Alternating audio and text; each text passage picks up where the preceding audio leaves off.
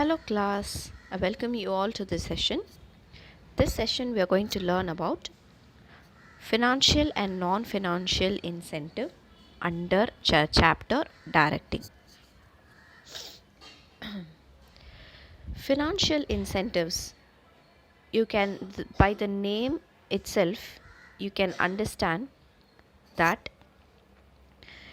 it is related with finance, that is monetary compensation, direct monetary form or measurable in terms of monetary terms. Let's say for example 5 lakhs worth of car or 2 lakhs worth of insurance policy or 50,000 rupees per month salary. So it is measurable in terms of monetary terms. The first one is the pay and allowance, which is nothing but a salary. Salary consists of basic pay, dearness allowance or other allowances, regular increments in pay, and enhancement of allowances. So this is the component of salary. So any salary you will have regular increments in pay and enhancement of allowances. You will have monthly hikes or yearly hikes or whatever it is. So this is the basic thing that any organization would offer to the employee. The second aspect is profit sharing. That's employees are given a share in profits. This will improve their performance. See in that picture also you can see that a part of the profits is being shared by the employee. The organization gives to the employee. So this is a major motivating factor and it directly influences the performance of the employee. The third aspect is co-partnership or stock option, ESOP, employee stock ownership plan or stock option plan. Okay, it's an incentive scheme. Employees are offered company shares at a price lower than the market price. That is, say for example, if the Reliance company share is 1500 per share, for the employees they would offer it as rupees 1200. Okay, so 300 rupees may be a discount to the employees. This is offered only to the employees, not to anyone else. So that is the employee stock option scheme or ownership plan. Okay, then creates the feeling of ownership. It creates the feeling of ownership to the employees. So third point, you are very clear, co-partnership or stock option scheme. The fourth one is bonus. Bonus is offered over and above the wages or salary. Okay, so bonus is offered over and above, so it's beyond your salary or wages. The major example can be Diwali bonus. Okay, so that's one form of financial incentive. The fifth one is productivity. There if you can see in the first picture, a system related to employees' wages where additional pay is allotted for on the job performance that has exceeded standard levels. See, any organization will have a standard level. Say for example, per day 8 hours shift, you can produce these many goods, these many number of pieces. But if you are exceeding beyond the standard, say for example 1000 units can be produced, if you are exceeding beyond that standard 1100 units, then you have done exceptionally well, and you're for the 100 extra units beyond the standard level, whatever you have produced, you will be getting a productivity linked or wage incentive. This is given by F.W. Taylor, father of scientific management. So differential piece wage system, higher wage for greater productivity. So this is about productivity linked wage incentive. Then you have the retirement benefits. So it's basically the provident fund, pension, gratuity, provides financial security where when the employees are old they are not able to earn that much because physically and mentally they were old basically. So these will provide a financial security to them at the time of retirement. The seventh one is the perquisites. Perquisites is the car allowance, housing, medical aid, education to children, motivation to employees.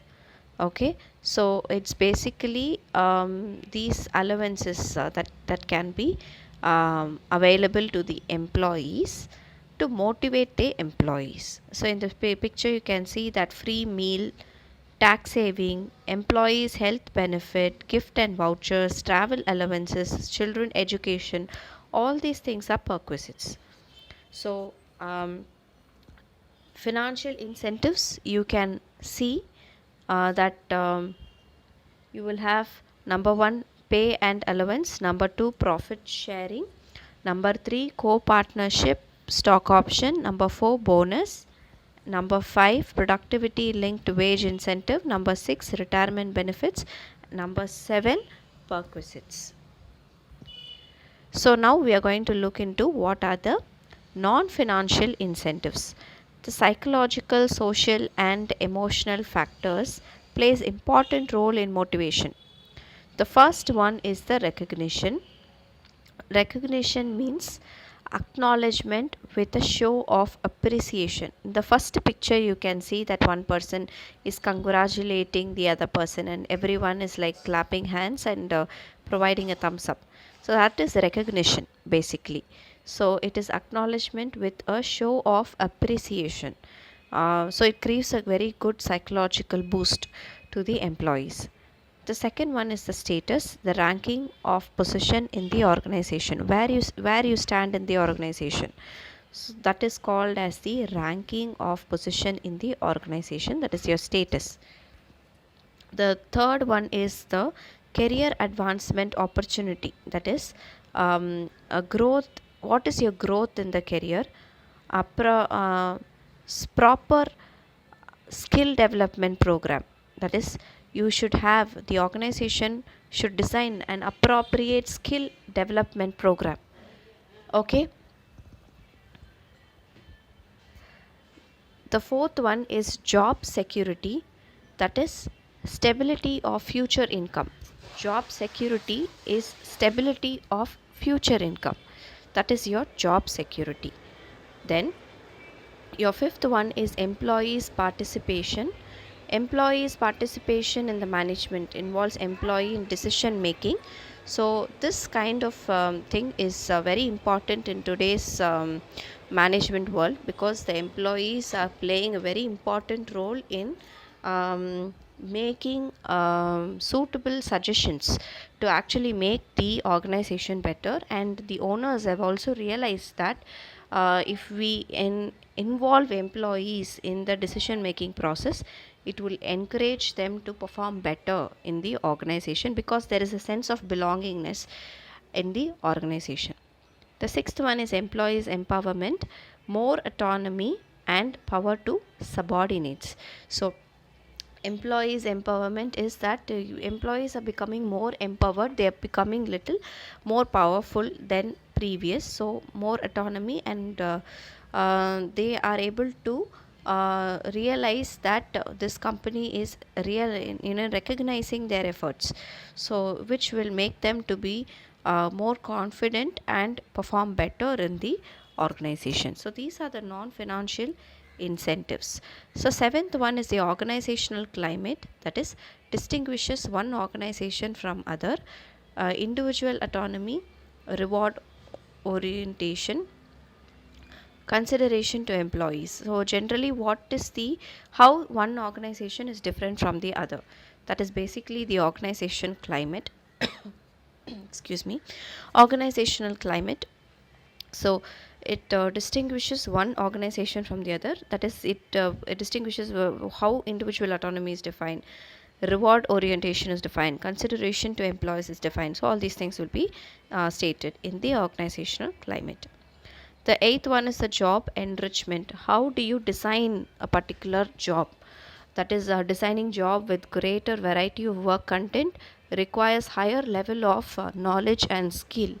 all these things will be provided by job enrichment. How can one create quality jobs? Like how can one modify the job that can be more interesting and challenging for the employees to work in? So that is also a non-financial incentive. So we have looked into all the non-financial incentives.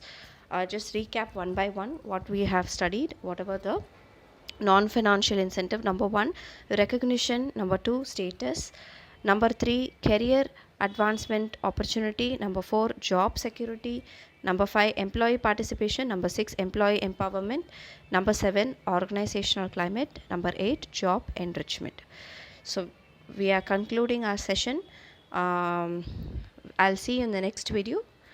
Our next video will be formal and informal communication. Thank you, class.